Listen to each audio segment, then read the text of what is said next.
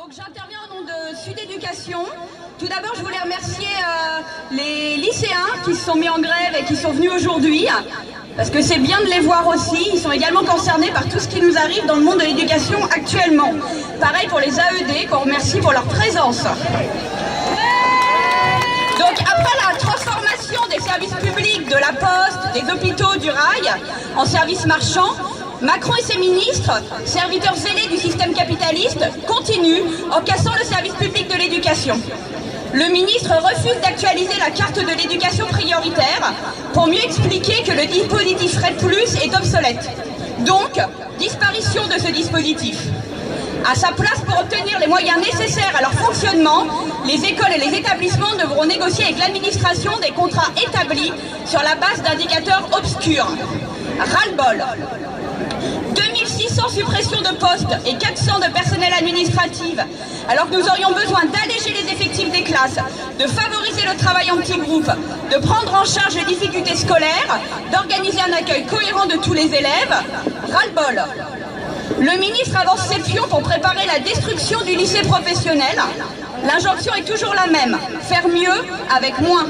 Les suppressions d'heures d'enseignement et donc de postes dans toutes les matières, ainsi que la suppression de la taxe d'apprentissage, videront les lycées pro de leur substance au profit de l'apprentissage. Le recrutement sur poste à profil dans les écoles et les établissements constitue encore une attaque des statuts des fonctionnaires. L'emploi précaire est devenu un véritable mode de gestion.